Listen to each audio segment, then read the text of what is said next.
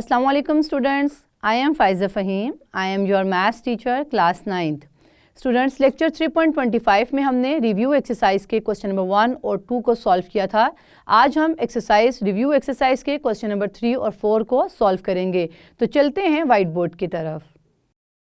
Students review exercise 3 का question number 3 है, find the value of x in the following. हमारे पास 4 parts में वो गिवन है, हमने इनमें x की वैल्यू को फाइंड आउट करना है। पार्ट 1 है log of x to the base 3 is equal to 5।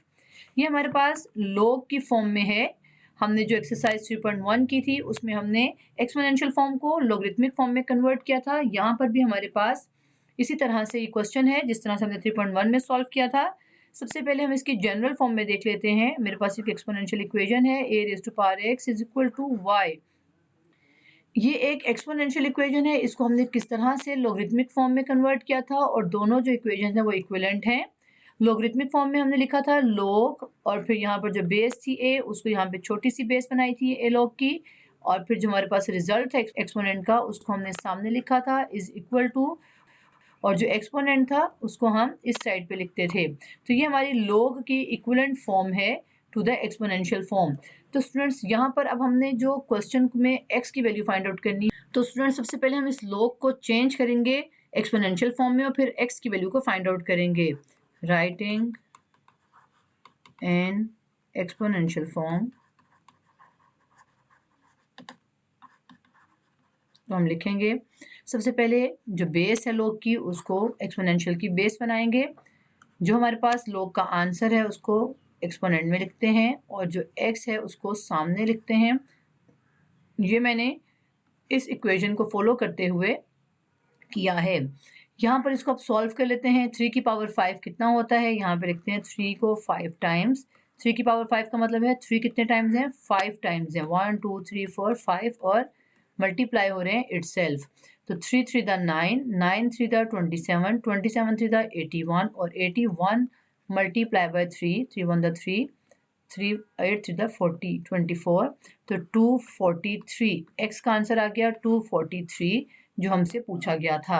और क्वेश्चन नंबर 3 का सेकंड पार्ट है log of 256 to the base 4 is equal to x। इसको भी हम पहले कन्वर्ट करेंगे एक्सपोनेंशियल फॉर्म में, कन्वर्ट इनटू एक्सपोनेंशियल फॉर्म।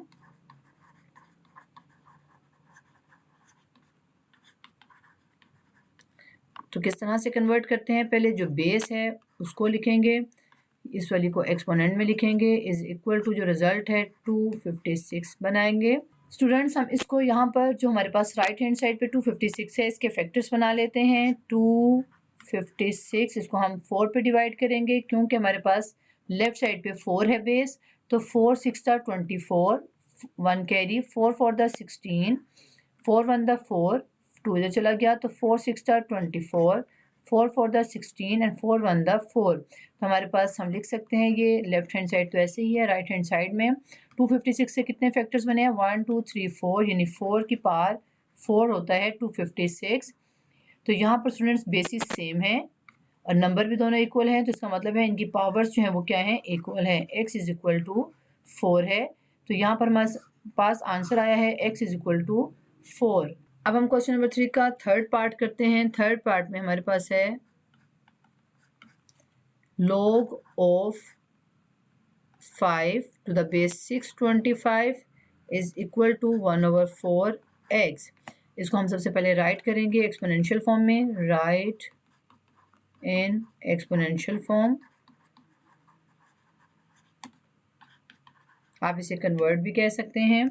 यहाँ पर सबसे पहले हम एक्सपोनेंशियल फॉर्म में 625 लिखेंगे, बेस को लिखते हैं, फिर इस साइड को लिखेंगे 1/4x इज इक्वल टू, और 5 को इस साइड पर।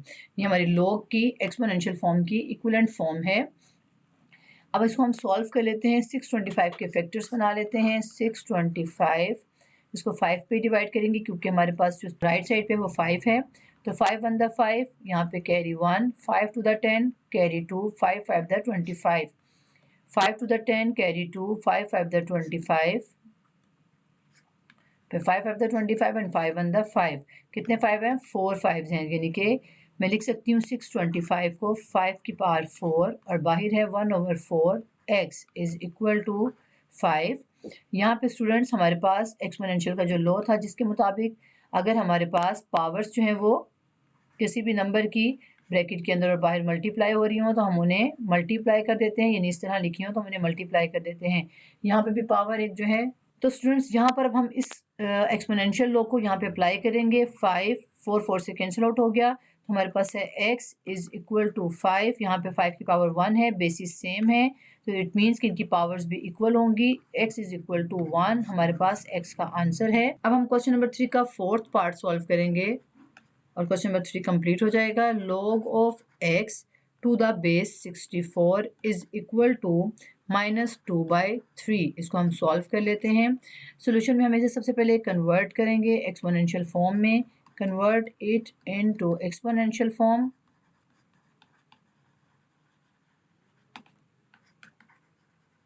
तो एक्सपोनेंशियल फॉर्म में हम सबसे पहले बेस लिखते हैं यानी 64, फिर हमारे पास जो रिजल्ट है -2/3 को लिखते हैं इज इक्वल टू, और जिसका लॉग फाइंड आउट करते हैं उसको इस साइड पे। ये हमारी एक्सपोनेंशियल फॉर्म है और ये लॉगरिथमिक फॉर्म है। ये हमने सिर्फ कन्वर्ट किया है लॉग को एक्सपोनेंट की फॉर्म में। तो स्टूडेंट्स यहाँ पर हमने बनाने हैं 64 के फैक्टर्स। तो 64 को मैं 4 से डिवाइड करूँगी तो 4 1 the 4, 4 6 the 24, 4 4 the 16 and 4 1 the 4। 4 के 3 फैक्टर्स जो हैं, 3 पावर जो है वो 64 के इक्वल है। बाहर है हमारे पास -2/3 इज इक्वल टू x। यहाँ पे एक्सपोनेंट का जो लॉ है जिसमें अगर दो पावर्स एक ब्रैकेट के अंदर और एक बाहर हो तो हम उन्हें मल्टीप्लाई कर लेते हैं। तो यहाँ पर इसे मैं अप्लाई करूँगी इसको यहाँ पर, तो लिखते हैं हम इसको अप्लाई करेंगे तो 3 3 से कैंसिल आउट हो जाएगा। 4 की power -2 is equal to x। यहाँ पर 1/4 की पावर 2 को मैंने पॉजिटिव कर दिया है, वो मैंने किया है इस लॉ को यूज़ करते हुए जिसमें पावर जो है नेगेटिव हो तो हम उसे इन्वर्स करके और यहाँ 1 के नीचे ले जाकर पॉजिटिव कर देते हैं। यहाँ पर 4 की पावर -2 थी तो 1/4 की पावर 2, ये मैंने यहाँ पर ये लॉ अप्लाई किया है। तो इस तरह मेरे पास आंसर आ गया 1/16 x का। स्टूडेंट्स हमारा क्वेश्चन नंबर 3 कंप्लीट हो गया है। हम क्वेश्चन नंबर 4 करते हैं। क्वेश्चन नंबर 4 है हमारे पास, find the value of x in the following. इसमें भी 4 पार्ट्स हैं। log of x is equal to 2.4543। ये हमारे पास log ऑफ x की वैल्यू है और हमने फाइंड करना है x की वैल्यू। तो हम किस तरह से x की वैल्यू फाइंड आउट करते आए हैं, हम अपनी एक्सरसाइजेज में जब हमने x की वैल्यू को फाइंड आउट करना था तो यहाँ पे log को ख़त्म करना है और log को ख़त्म करते हैं बाय टेकिंग एंटी लॉग।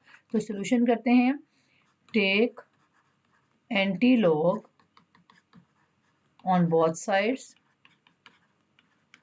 तो यहाँ पर हम लिखेंगे x इज इक्वल टू, जब हमने राइट साइड पर लेफ्ट साइड पे एंटी लॉग लिया तो लॉग और एंटी लॉग कैंसिल होकर x आ गया, और इस साइड पर हमने एंटी लॉग लिखेंगे अपनी राइट साइड पर 2.4543।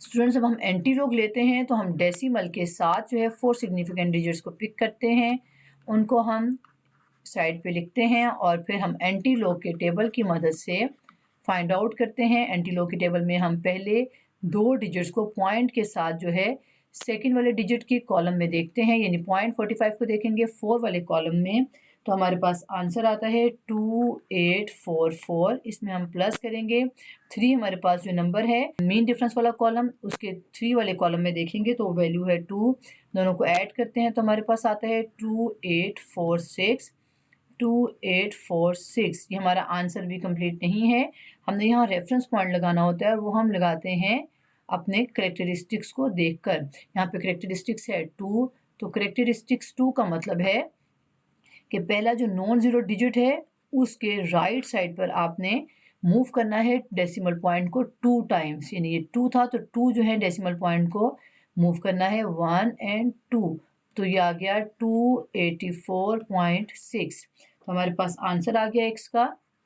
अब हमने सेकंड पार्ट करते हैं। स्टूडेंट सेकंड पार्ट को फाइंड आउट करते हैं। सेकंड पार्ट में पूछा है उसने हमसे log of x is equal to 0.1821। हमने इसकी वैल्यू को फाइंड आउट करना है, तो हम ये किस तरह से करेंगे। सबसे पहले हम सोल्यूशन लिखते हैं और फिर हम लिखते हैं एंटी लॉग, जिस तरह से हमने पार्ट 1 में लिया है, take antilog on both sides.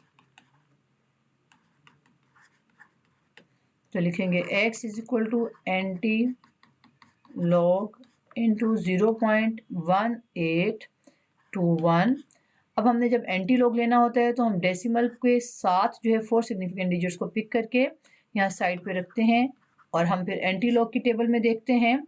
0.18 को देखेंगे 2 में वाले कॉलम में तो हमारे पास आता है 1521 और फिर हमने 1 मेन डिफरेंस वाले कॉलम में वैल्यू को जो देखकर इसमें ऐड करना होता है तो 1 मेन डिफरेंस वाले कॉलम की वैल्यू है 0, तो आंसर आया 1521। यहाँ पर हमारे पास है 1521, लेकिन ये आंसर नहीं है। अभी हमने रेफरेंस पॉइंट लगाना है और वो करेक्टरिस्टिक्स को देखना है। करेक्टरिस्टिक्स यहाँ पर है 0, मीन्स कि यहाँ पर हमने जो फर्स्ट नॉन ज़ीरो डिजिट है उसके हमने इस साइड पर कितने डेसिमल को मूव करना है, 0। तो यहाँ पे किसी डेसिमल को मूव नहीं करना, यानी कि 0 डेसिमल को मूव करना है, तो यहीं पर रहेगा पॉइंट। तो 1.521 is the x answer of the x. तो ये हमारे पास आंसर है। अब हम थर्ड पार्ट करते हैं। अब हम स्टूडेंट्स क्वेश्चन नंबर 4 का थर्ड पार्ट कर रहे हैं।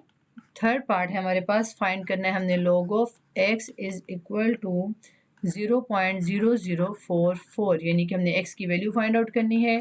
टेक एंटी लॉग, जिस तरह से हम पहले पार्ट्स में कर रहे हैं, take antilog on both sides. तो हम लिखेंगे x is equal to antilog और अंदर ब्रैकेट में है 0.0044। अब स्टूडेंट्स यहाँ पर हमारे पास जो एंटी लॉग लेना है वो हमने डेसिमल पॉइंट के साथ वाले सिग्निफिकेंट डिजिट्स को लेना है। तो यहाँ पर 0044, यहाँ पर पॉइंट के साथ 00 भी आ गए हैं। तो अब स्टूडेंट्स हमारे पास जो एंटी लॉग का जो टेबल है उसमें 0.00 का ऑप्शन मौजूद है।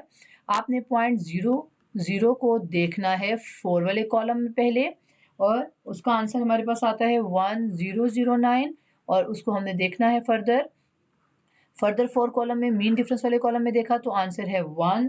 तो अब हम इन दोनों को प्लस करेंगे तो आता है 1010। 1010 आंसर हमारा भी कंप्लीट नहीं है। हमने करेक्टरिस्टिक्स को देखकर यहाँ पर रेफरेंस पॉइंट जो पुट करना है। रेफरेंस पॉइंट का मतलब है कि फर्स्ट नॉन ज़ीरो डिजिट के बाद आपने डेसिमल पॉइंट को मूव करना होता है जो करेक्टरिस्टिक्स का नंबर होता है। तो यहाँ पे करेक्टरिस्टिक्स का नंबर 0 है तो हम 0 पॉइंट को मूव करेंगे, यानी किसी को मूव नहीं करेंगे, यहीं पर ही डेसिमल को रहने देंगे यहाँ पर। तो 1.010 इज़ द आंसर। तो हमारा ये थर्ड पार्ट कंप्लीट हो गया है। अब हम क्वेश्चन नंबर 4 का फोर्थ पार्ट करेंगे। फोर्थ पार्ट है हमारे पास log of x is equal to 1.1 जो है वो नेगेटिव है 6238। ये log ऑफ x है, हमने फाइंड करना है x। तो take antilog on both sides.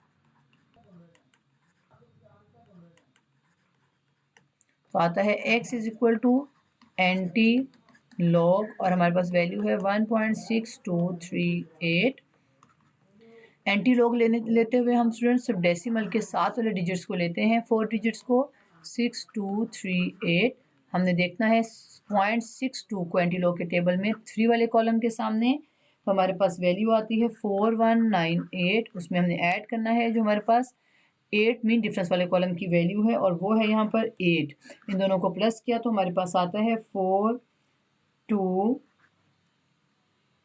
8 8 16 1 9 + 1 10 0 + 1 2 4206।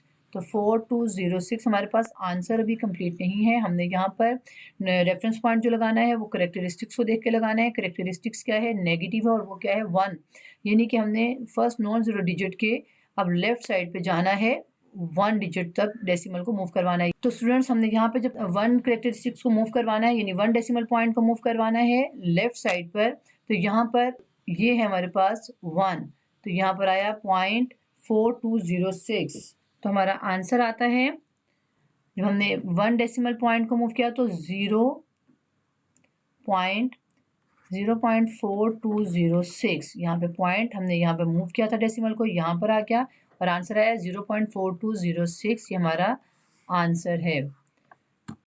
Students, आज इस लेक्चर में हमने जो रिव्यू एक्सरसाइज का क्वेश्चन नंबर 3 और 4 सॉल्व किया है, ये क्वेश्चंस हमारी एक्सरसाइज 3.2 के क्वेश्चन नंबर 1 और 3 से जो है वो मिलता जुलता है, जिसमें हमने x की वैल्यू को फाइंड आउट किया था।